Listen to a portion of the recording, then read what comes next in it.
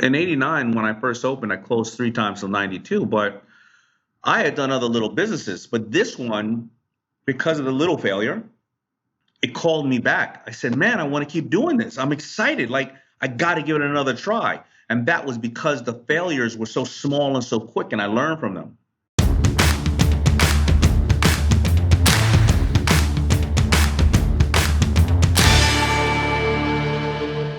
Welcome to On Brand with Donny Deutsch. I am Donny Deutsch, and welcome everybody. This is a podcast that's dedicated to a simple premise that everything today is a brand. Every person, every celebrity, every product, every athlete, every company, every politician, every institution, everything is a brand. And a brand is a set of values. And we do two things here. First, we do interview a personal brand about their own brand. And today it's Damon John. You know him from Shark Tank, one of the great entrepreneurs in this country and one of the stars of Shark Tank. And he's going to tell you all about making money and entrepreneurship and success, all that stuff. Really interesting guy, and I'm excited to have him here. And we also do our segment called Brands of the Week, which is basically going through the past week or the week that's coming up and seeing the brands that are kind of making news, that are driving the zeitgeist. And we kind of laid out which brands are up, which brands are down. And let's get right to our brands of the week. First brand of the week is President Biden. Big brand up for President Biden. He kind of finally, after a year of kind of not punching back and really calling a spade as far as Donald Trump and being behind the insurrection and just really drawing the lines that we are in a civil war right now. And instead of trying to be conciliatory, he punched, which he needs to do. I mean, we're dealing with people who are really, the other side of the equation is really putting our democracy on the precipice, and we need a president up there not trying to do kumbaya at this point, but just drawing a very hard line and say, look, there are those that are trying to take down the underpinnings of our democracy, and there are those that love our democracy. And I salute him for it. I salute him, his speech. For referring to the former president and his responsibility and his culpability. And we need more of not folksy Joe Biden, but tough, in-your-face Joe Biden. So a brand up for Joe Biden. Coming off that, a brand down for the United States. Its image is tarnished abroad.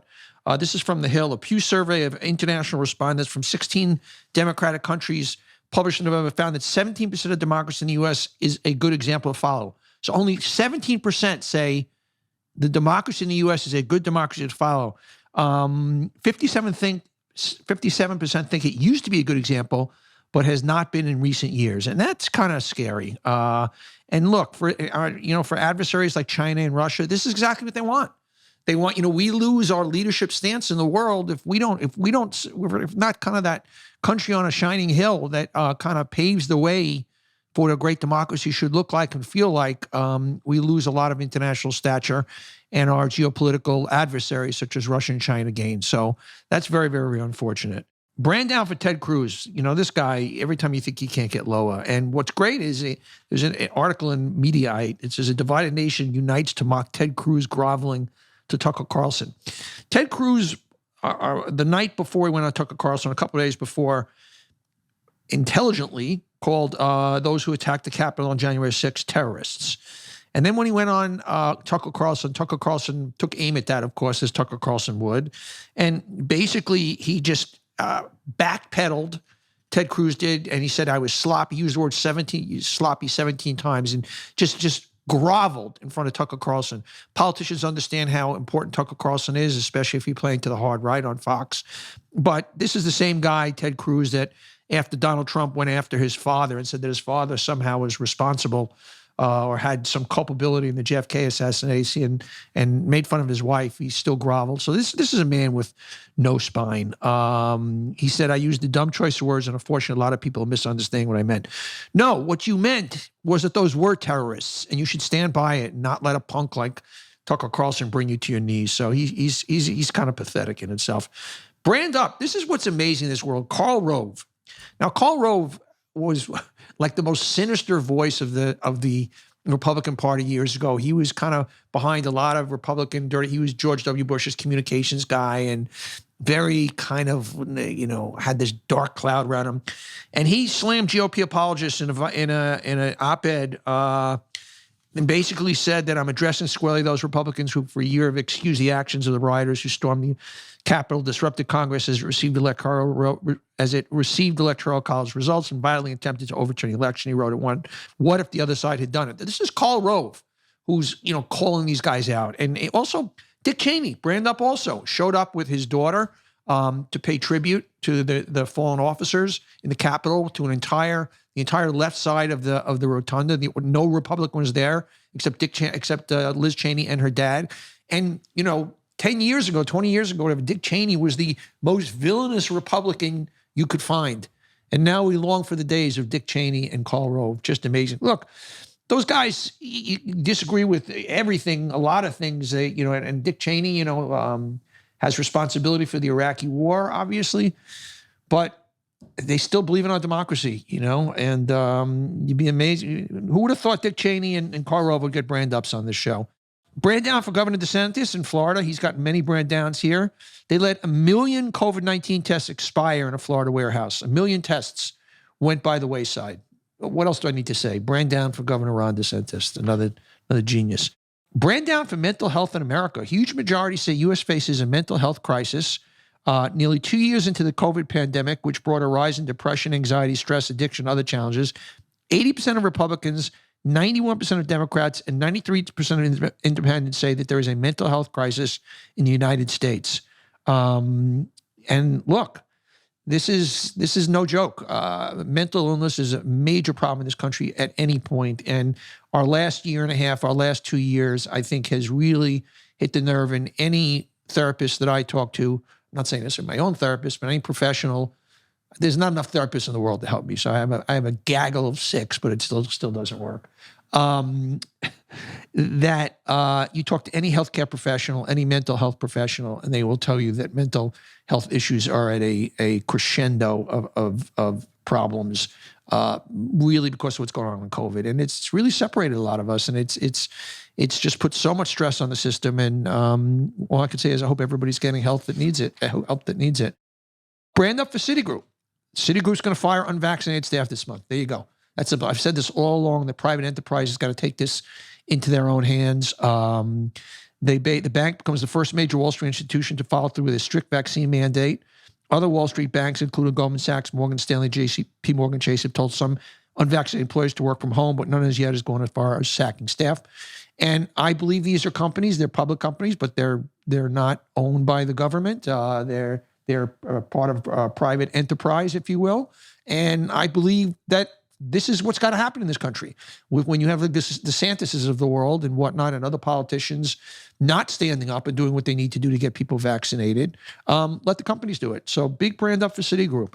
I applaud them. Big brand up for Mayor Eric Adams. I've talked about him on the show, and this guy is going to be a great mayor. I know we're just a couple of weeks into it here, but he got up and said to the big banks, we need you back in the office. None of this stay-at-home stuff. He got up very specifically and said, our kids are going to school. This is a guy that I think appeals to a lot of people. I'm going to make a early crazy prediction here about this guy. I believe the Democratic Party, I don't know if Biden's going to run again. A lot of people are concerned he might not have the juice, and everybody's looking at who's in the bench and the Democrats. And I've always said that it's going to be somebody that we haven't been talking about. It's not going to be the same characters, the Amy Klobuchars or the Pete Buttigieg. And watch this guy Adams, this mayor of New York. Watch this guy. He's got the right stuff. He's got the it thing. And I think he is the kind of thing, he's a cop. He's a minority. He plays to both sides of the aisle. He cares about the little guy. He understands business at the same time. He's a law and order guy with a capital L and capital O, and could be just what the Democrats need. So I'm going to make an early prediction that this guy is going to take a presence in the national stage. Maybe not in the next election, but in elections to come. Big brand down for Novak Djokovic, of course, the world's greatest tennis player at this point. He obtained an Australian medical exemption after COVID-19 infection, basically because he was a tennis superstar. Now, Australia has been so locked down and so on top of not letting anybody in the country that's not vaccinated, not letting anybody in the country that's got COVID. And he got an exemption and all hell broke loose there. Now they've got him sequestered in a hotel room. But bad for his brand. It's like, come on, dude, just either get your vaccine or you don't play in the open. Nobody gives a shit about you winning your 21st, Grand Slam tournament. And it's just like, this is the kind of thing that really hurts a celebrity or athlete's brand. So bad move for Novak Djokovic. Brand down, sad brand down for QAnon anti-vaxxer Kirsten Weldon.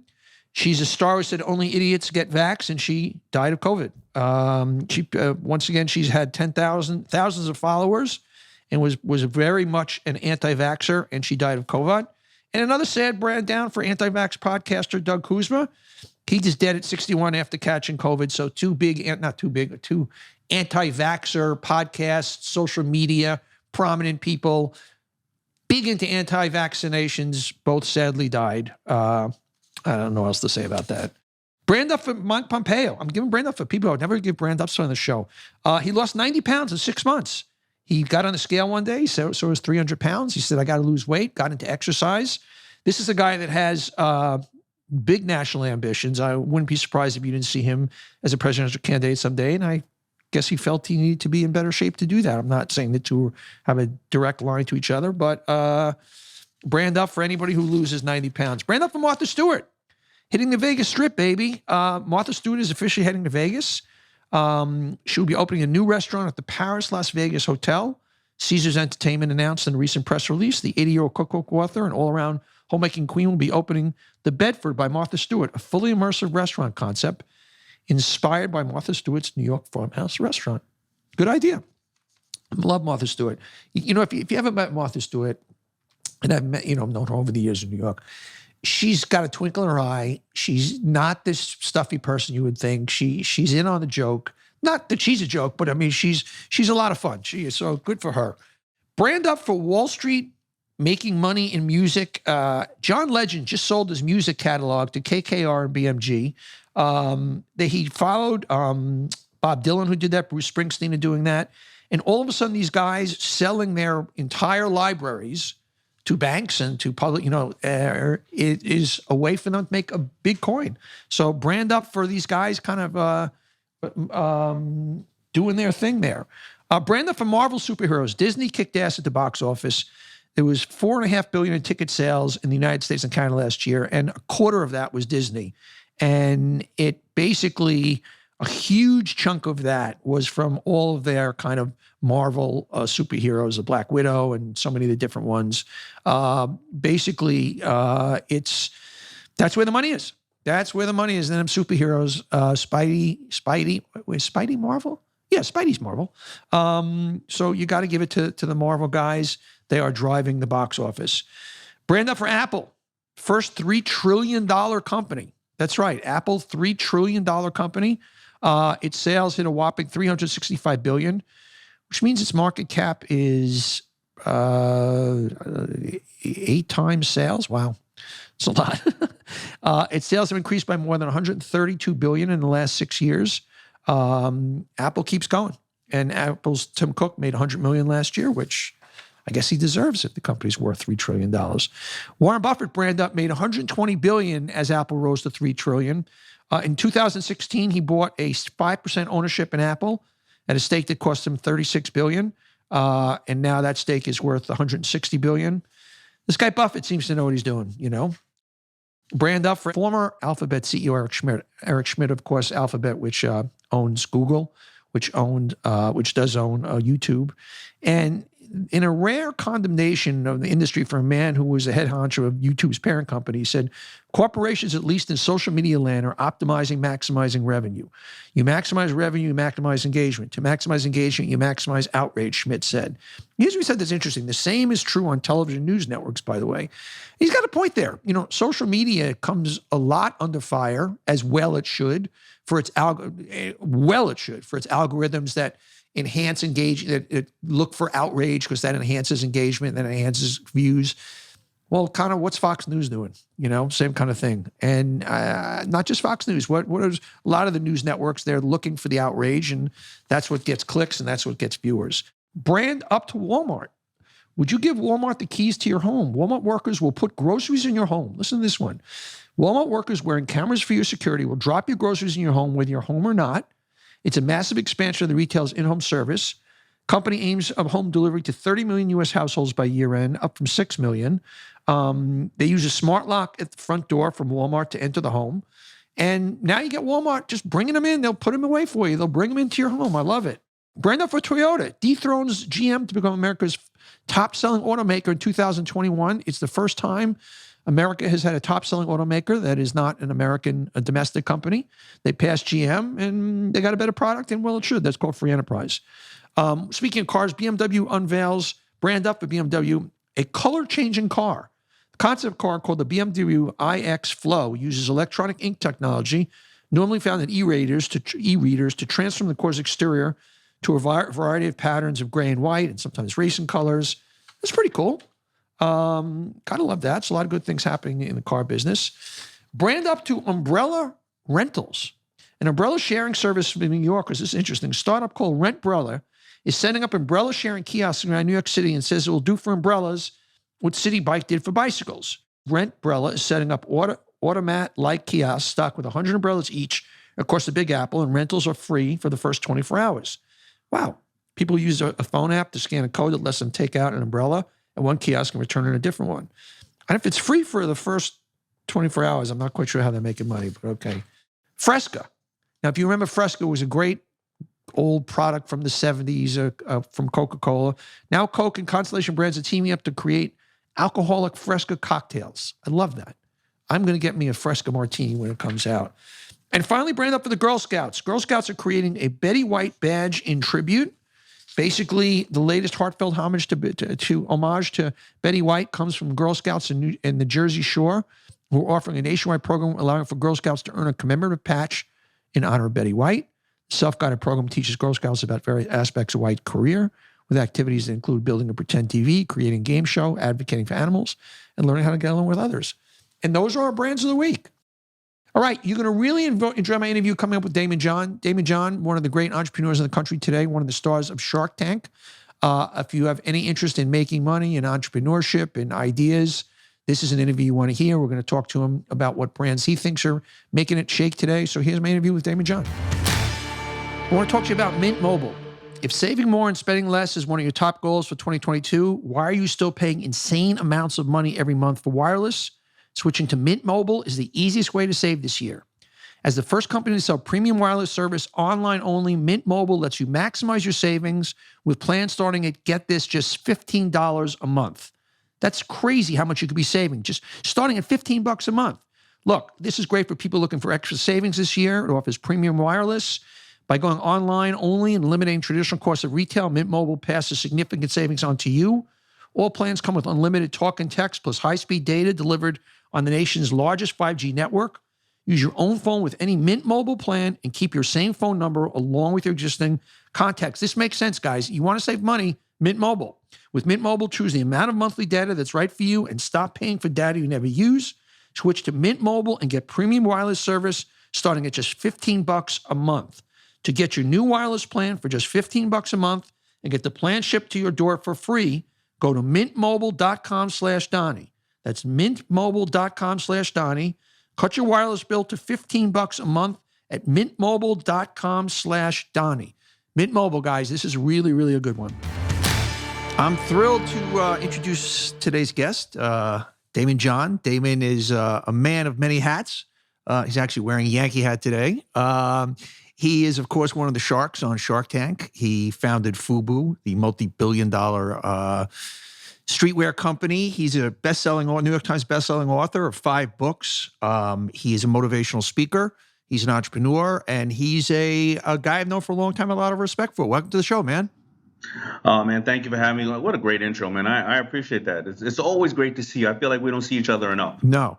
And I believe we first met on my old show, The Big Idea. I mean, that was back in 2000, probably 7 or 6 or 8, something like that.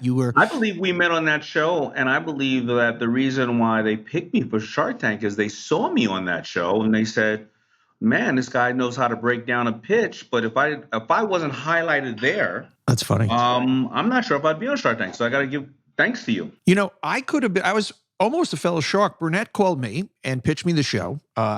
Big Idea had just ended. It was the end of 2008. And he said, there's a show Dragon's Den and this and that. And I had just done Big Idea. I was like, nah, I don't know. And I've kicked myself ever since because obviously it's a great platform and I would have loved to have done it, you know, but you guys have done great with it. You really have. Well, yeah, we have. You would have been great on it, of course. Let's go back. I want to talk about a little bit about you growing up. You grew up in Hollis, Queens. I grew up in Hollis Hills. I grew up on 212th Street and 85th Avenue. What street were you on?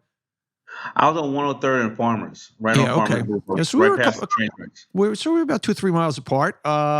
And you know, I love the story about you growing up and your mom and how what a influence she was on your life and how she taught you kind of the what you said in your books is the hustle, you know?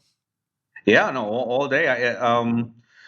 She's all I had, you know, and she was the one who mentored me through, you know, she was smart enough to be vulnerable with a lot of people and say, hey, I'm not sure how to raise this young man, and I need some information. And she's a sponge, and she passed that information on to me. And you basically started FUBU with, she took a mortgage on the house for $100,000, and you started it out of the house. Take me back to those early days.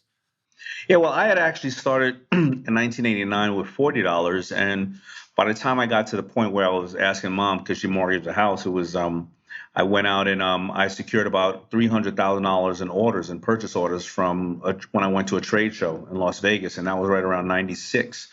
And she said, "Listen, this is the only asset we have. I'm going to mortgage the house, take all the money I can out of it."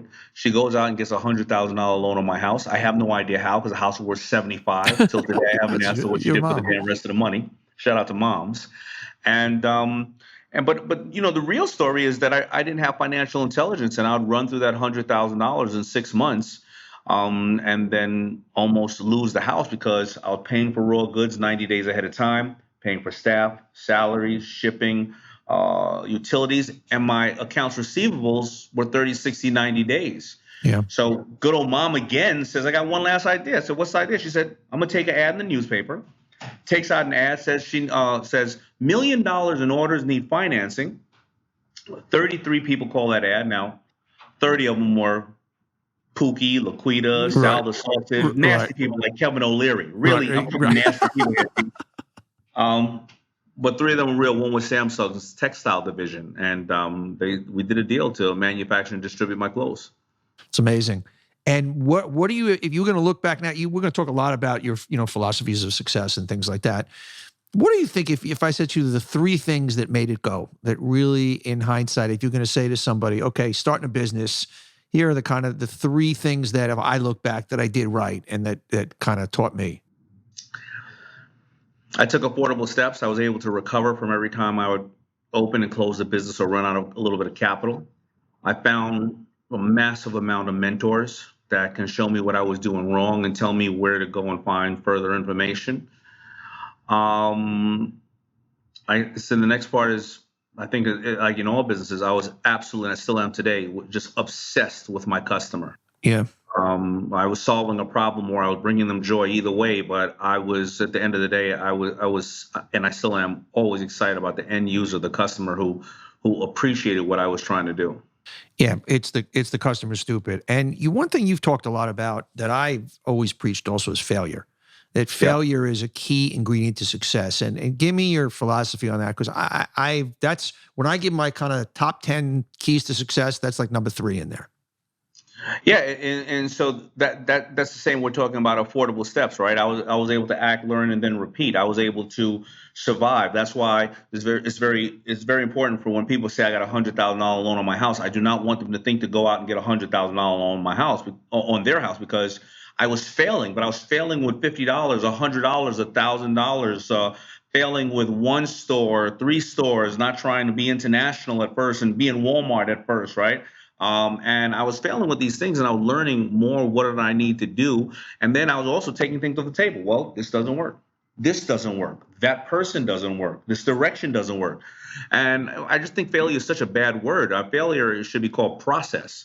You know, so, and then I had to check myself. You know, listen, when I in '89, when I first opened, I closed 3 times till '92, but I had done other little businesses. But this one, because of the little failure, it called me back. I said, man, I want to keep doing this. I'm excited. Like, I got to give it another try. And that was because the failures were so small and so quick, and I learned from them. I want to jump. We're going to jump back to youth, but I want to get to Shark Tank. So tell me, I want to understand how the sausage gets made. I'm a viewer, and everybody else. But for instance, you know nothing about the pitches before they come on. Nothing. Okay. Correct. And Zero. how much have you personally over the years invested, would you say, in companies through Shark Tank, as far as you personally? I think my number's at 14 million Okay. now. But listen, you know how TV works. So here's the reality. We don't know anything about them. The average pitch can be about an hour long. There's around 16 cameras shooting it. So you're only seeing 8 minutes of 16 hours worth of footage. Sure. We want this to be as accurate as possible because obviously these are people's livelihoods at hand. Yeah. We're not there to exploit them, but if you are a great person and everybody's crying on the platform or on the panel for you, it's happening for a reason. If you are somewhat abrasive, we're highlighting that too, right? Of course. It takes us anywhere from 6 to 9 months to close the deals, and we close about 80 or 90% of the deals. That wasn't the case in the beginning. In the beginning, the casting agents were casting agents. They weren't smart like America now, who understands what a royalty is or a bridge loan or margins, right? So when they were interviewing people at first and somebody would say, I'm doing $30 million worth of business and I got 2 employees, the casting agent didn't know how to say, so exactly where are you selling crack? Yeah. Right. Yeah. So now, the sharks grew. We learned we need more salespeople around us, more licensing people around us to kind of help us with these things. Sure. And that's how the show is now, where you're seeing us 13 years in. And I think all of us, as well as America, has grown a little with the show. It really, it's amazing the nerve that it's hit with people. And so I want to go back to your investments. Which has been the biggest win for you, windfall? The biggest win by far, and it's the biggest win of any product invested in Shark Tank, is a company called Bombas Socks. Okay. And that's mine. The biggest product ever to show on Shark Tank was Ring Doorbell. Yes, sold by Amazon. Yeah. for 1.2. But I have the biggest investment, which is Bombas Socks. Okay, and you invested how much? 800,000. I think it was it was less than 800,000 because their whole business was 800,000. I don't even remember now. It was 8 years ago. Right. But now they're going to do about 500 million this year. Wow. What's the valuation of the company? The valuation of the company is around 800. That's pretty cool, man. That's great. Yeah, and I think it's going to go up even further than that now. And what % of it do you own? Can't tell you that. Okay. Isn't that part of the bigger boys and girls got into it, and now big part of VC, and you have to got it. So how much, there's a lot. How much are you involved? You do this thing, we see the show, and you invest. I own 20% of your company, whatever it is. Pick it up from there. Like what? Give me a tip. For instance, even in this case of Bombas Socks, tell me from the day you did the deal to where it is now. You said it was 6 or 7 years ago, whatever. Your involvement, how that plays out. Because in watching the show, I've often said to myself, okay, it would have been interesting if I did it. And I kind of go like, hey, would it have been such a pain in the like? It was like, how do you? I was said, could I have done that? And so I want to understand what I missed out on. A lot of babysitting, a lot of hand holding, right? And so if I do an average of, let's say, 10 handshake deals on the show, let's say 3 of them hit the editing floor, so now I'm down to 7. Negotiate with the 7, and out of the 7, maybe 1.5 or 2 don't like the terms. I find out more that I'm not really excited about the company. And now I'm down to around 5, right? And I dig deep in on the 5. So then, of course, we ask for use of proceeds. Let's say you're trying to get 200,000. Am I giving you the 200,000 for one right away, or am I giving you tranches of 50 because you need it for this, and that? Because you may say, I need out of 200,000, I need $50,000 for advertising. And go, you're about to get a 6-minute or 8-minute commercial on ABC. And if you can't convert that advertising, we got bigger problems, right? So we look at use of proceeds. Then we move on into the business and we start to close the deals up. Half of mine I try to license out to take off my plate. And then I look at out of the 100%, I got 30% that are the walking dead. They may have worked out or not. And why bother them for any, where's my money? And definitely don't bother me for more money, right? Another 30 are like Bombas, where for the first year and a half, we're hands-on, we're getting them updates, we're helping with whatever they ask for, manufacturing, warehousing, logistics, da da da da. Yeah. But the founders are such great founders that they don't really need my help so much. So now I got to focus in on the middle one that's going to move one way or another. Yeah. And that's the way I look at my time and energy on these products and brands. Interesting. And you guys, when you guys shoot, you obviously you shoot an entire season, what, like 2 weeks? You kind of line them all up. Tell me about the production. Yeah, so it averages out with days off. It averages out 2 weeks in June and 2 weeks in September. Okay. And we see an average of about 130 entrepreneurs. I told you they average out to be about, or maybe 140, I'm not sure, about an hour long. So, every day we're looking at 10 entrepreneurs, and then we have 1 day off, 2 days off maybe, and they're just walking in the door, boom, boom, boom. And we are just drilling, we're going through. I mean, that's the easiest part of it. Yeah. After that, it's the not so glamorous, sexy part of going through due diligence and, doing all that and looking at factories and products, And what's your organization that does that? I mean, you probably have a SWAT team set up at this point, but take me through your Shark Tank Damon John organization once you kind of get in on a deal. Yeah, I have a company called the Shark Group. So it really develops brands and products as well as personalities. So I'm not only the president, but I'm a personality where it handles my intellectual property, my books, all my activations.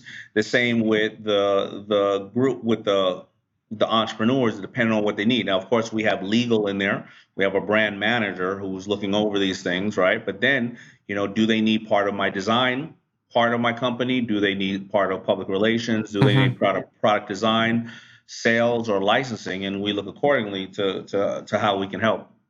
Let's talk about some of the other sharks. Give me the quick off the record take on each one. Let's start with Cuban, my old buddy. Cuban, know it all. Spends money like a drunken sailor. Is the only reason that Shark Tank is still on the air, because the first 3 years of the show, he got on that show and said, I realize what it's doing for kids in America and families, and I'm going to be the only shark that anybody knows that can get on Jimmy Kimmel and all these shows and help promote it. And he's a beers and chips kind of guy. And I see him give a lot to a lot of people and places and organizations that people would have no idea of. And he says, the only term of me giving is that you don't tell anybody, because I don't need the press. I want this to be about you. Yeah, I saw just amazing. I was at a Knick game a few years ago, and a woman I was with who's involved with the Knicks, so I won't even get into it. Hit him up at the game to, I got this charity. What do you think? And he just wrote her $100,000 check. Just took a checkbook out of his pocket. Same thing. Said, don't tell anybody. I'm really impressed with that. I really was. Yeah, a great guy. All right, let's talk about O'Leary. Is he as much of a douche as he seems?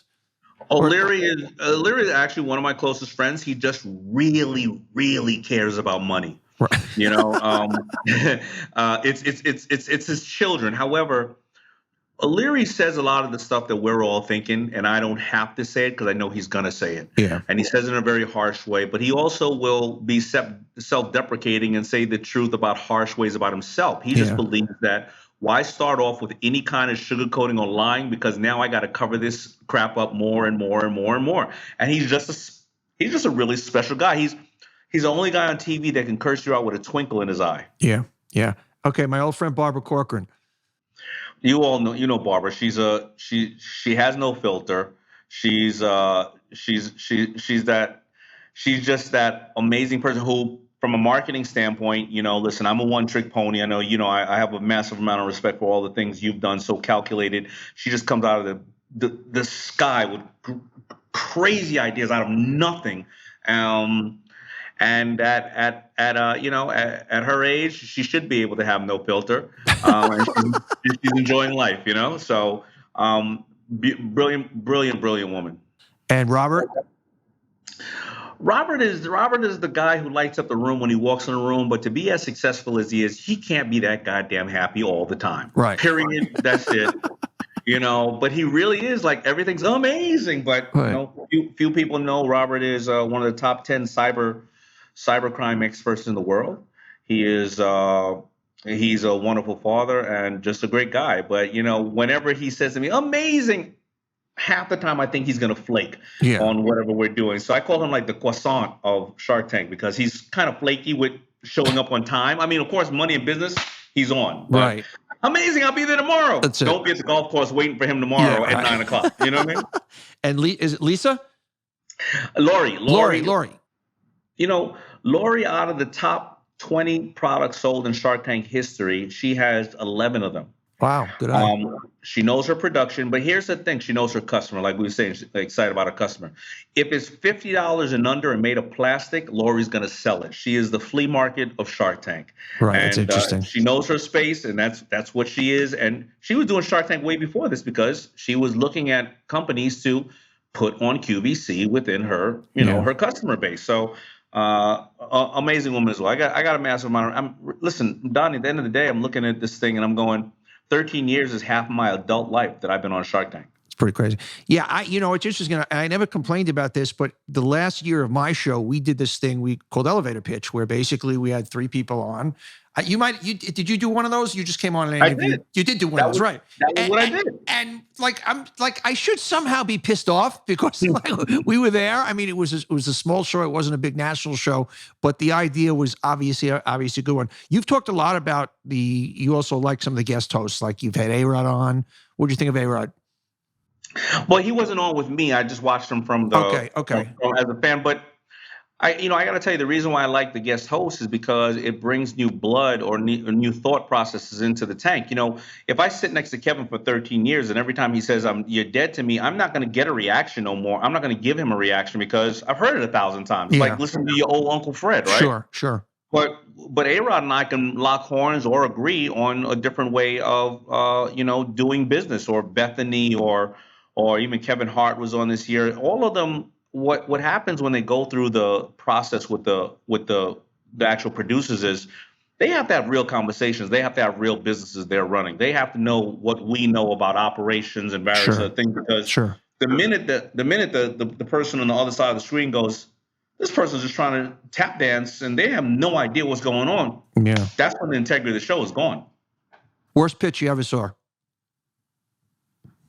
I think it was season 1 or 2 when we had bad deal flow. It was a guy who wanted to put an actual Bluetooth in your neck, which I'm not saying that we're not far away from that. Samsung probably already doing it, but he also wanted, when you had to charge it, you had to put a long rod in your neck. So you had to sleep with a rod in your neck. I don't think that quite worked out. I'm imagining your personal life now. You're sitting in a restaurant and you're constantly deluge with people with pitches. Like everybody's coming up to you. I got an idea. Can I pitch it? I mean, how do you, I know what a gracious guy you are. How do you handle that?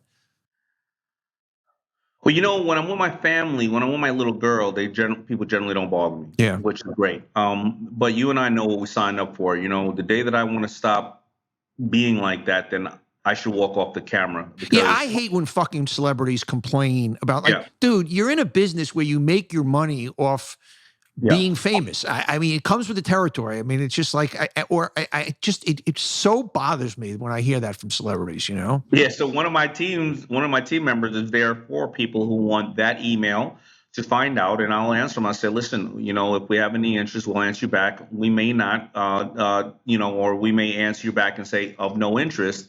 But at the end of the day, you and I are both fortunate to be around other people who are in different areas like singing and acting, and everybody thinks they could sing. So I can get 10 pitches a day or in a restaurant, and those are people who want to just improve their life and bring resources to their family. You don't want to be on the singing side when somebody just is like, oh, when you're trying to eat some food, right? Yeah, so I've seen worse. You've said, and I never would have agreed with this 10 years ago, but I do now. I know Gary Vee talks a lot. I've had him on the show, talks a lot about that college is not right for a lot of people. That it's not the answer. It used to be, I'm older than you. Growing up, it was like price of entry. If you didn't go to college, that was it. You know what I mean? And talk to me about your philosophy to a young person about why you would go to college and why you wouldn't go to college. Well, I'm on the fence about I don't think college is not for, I do believe college is not for everybody, but do I believe there's some aspects of college that are for everybody? Yes, finance, accounting, and various other things. The problem is with the stats that we're looking at it today, and this is also a personal matter to me. I was never really great with college. I'm dyslexic. I had big challenges, and I didn't need to take 12 or however many courses when I really needed this information I need to roll away with. I believe that our our school system is not set up the right way. They do not teach us about finance, right? Yeah. They don't teach us about taxes, compounding interest, or any of this type of stuff. And if the data is showing that 50% of our kids today that are graduating will retire with a job title that doesn't even exist today, well, if you were telling our kids 10 years ago you're going to be a drone operator or a social media or a pay-per-click expert, I'm not sure if they would have understood that. Yeah. So how do you not have any financial intelligence? They should be teaching us like they teach the kids in school shop. They should be teaching us finance, but how do you not have any financial intelligence? But then you can acquire $500,000 worth of student debt at the dumbest time of your life when you're just getting out of your parents' house, but you're not an adult yet. For 50% of the kids who don't know if they even want that education, and they're going to be able to apply it. Yeah. If you're going to school to be a doctor, please go to school before you start cutting somebody open, right? But I just think it needs to be something that's well thought out of, and it should no longer be this is the necessary process. Do I think getting an education is critical? I'm still trying to educate myself every single goddamn day. So I'm not saying do not get an education, whether it's a digital curriculum, whether it's going and working at a company and working your way up, whether it's going to college, but it's just not the structure of college the way it is today may not be what I think is for everybody. Yeah, I think that's well put. What's your, you work with a lot of young people, obviously. And when I was running my agency, it was all young people. I haven't run it in a number of years. Do you get a sense today that, a lot of the young people, there is this entitlement of, I only want to work so much and I should have this and I want 6 weeks off. And now maybe I just sound like a grumpy old man and the up and coming generation is never as hungry as the one before it. I'm curious your take on how old are you now? I'm 52. Okay. So you're 10 years younger than me, but you're around with what you do. You're around young people all the time. Handicap that for me. I think it's the same exact as when our generation growing up. I think there are a large amount who are, I could just raise capital this quick. I could just sit at home. I'm not getting into politics, but there's a lot of money being spent around. So why even get a job now, right? But I see some kids out there, man, who we laugh at as our parents laughed at us, and they are TikTokers or gamers or working everyday people who are busting their ass every single day, and with a sea of way more competition than you and I had. Well, everybody's competition now. They can open up a cell phone or a smartphone. I see a lot of kids who they're tired of the world that was prior, with whether it is social injustice or whether it was screwing up our oceans or whatever the case is, and or they want to create change, real meaningful change. And I think you're always going to find that as part of the problem and the solution. You're going to have a lot of kids who feel entitled, and you're going to have a lot of ones who are going to be passionate. I'd rather just think about the passionate ones. I hear you. I don't have time to think about the other ones. You got such an upbeat philosophy. You in the product you talk about, Bomb of the Sock Company, that a big part of it is it's giving back nature to it. It's of course more. Do you see it as price of entry tonight with any business today, talking to young people? You better be doing something right for this world. Like, if you're going to take $1 of mine, I better know that 5 cents of it is doing X, or that you're spending it this way. 120%, because look, I didn't even want to get into Bomber Stocks. I didn't want clothing. I already had 10 clothing brands, and 8 of them were dead. But I found out that today's consumer wants to not only know what you're doing for them, but what you're doing for somebody else. And that's why Bombers works, because every time somebody's at a dinner table, they're like, I gave 20 times here. Every time I bought this, I helped clean up the ocean. Every time I bought this, I did this. And by the way, Bomber Socks, they'll send you, a kid or a person, not even a kid, will send you 10 pair for Christmas, and they'll say you helped 10 other people. And it gives them the bragging rights. But when you and I were first starting, it was challenging when I would have to be able to say, the first year of FUBU, the first year we did really well. I gave away $10 million.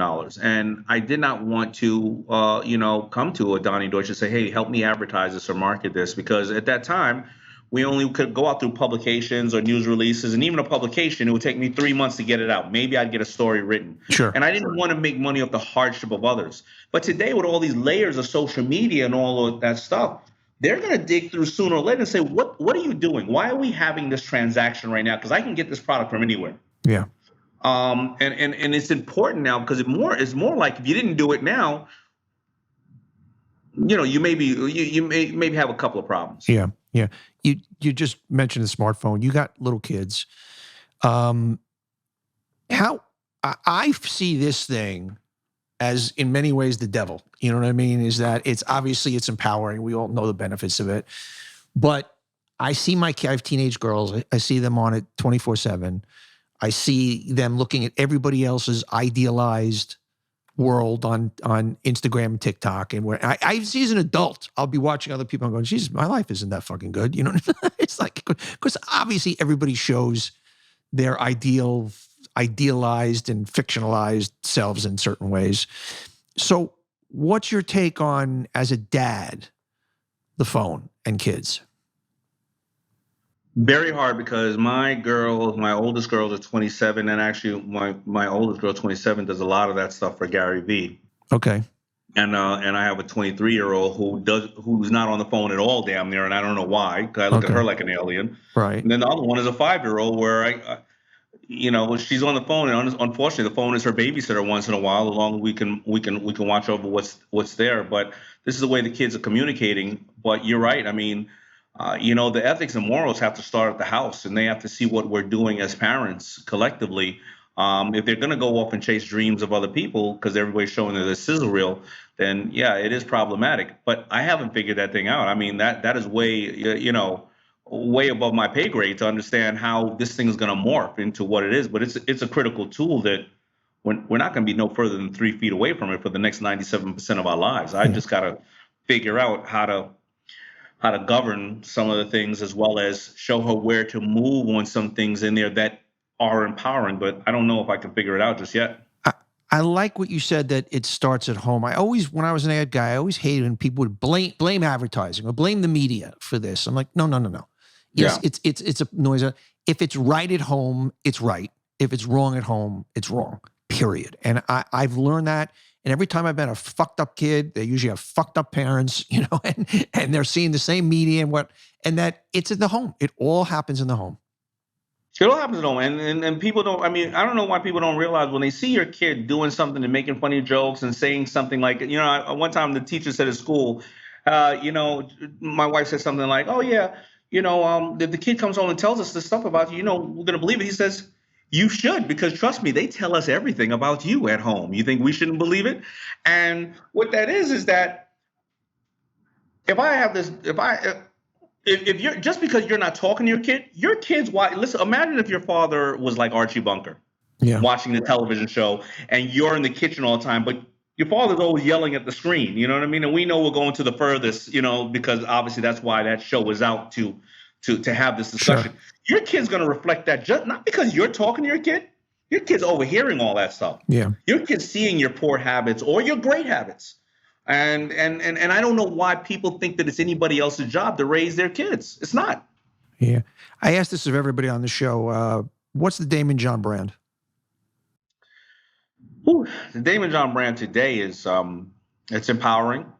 It's being vulnerable and showing people my weakness, that everybody has a weakness, and that's not a problem, whether dyslexia, whether surviving cancer, whether going through a rough marriage, whether not having financial intelligence, one growing up not being the perfect father who has all the answers, and showing that it's just a human trait on who we are. And then where else can Daymond John bring awareness to certain things like the lack of financial education, taking illegal guns off the streets, empowering, our minorities, our women, our veteran, and maybe and other people. So 3 things: investing in education and investing in others, showing people that you're human, I'm human, and then how can I use this piece of inventory right here to bring highlights and understanding of other people or groups or things and causes that people may not be aware of. You mentioned the cancer. You had thyroid cancer. You beat it. It's going to sound like a hackneyed question, but I have to ask it. So how did that change you? I mean, obviously you survived it. And as somebody who has been lucky enough to have not gone through that yet, I'm sure at some point like all of us will. Yeah. Give me the lessons learned.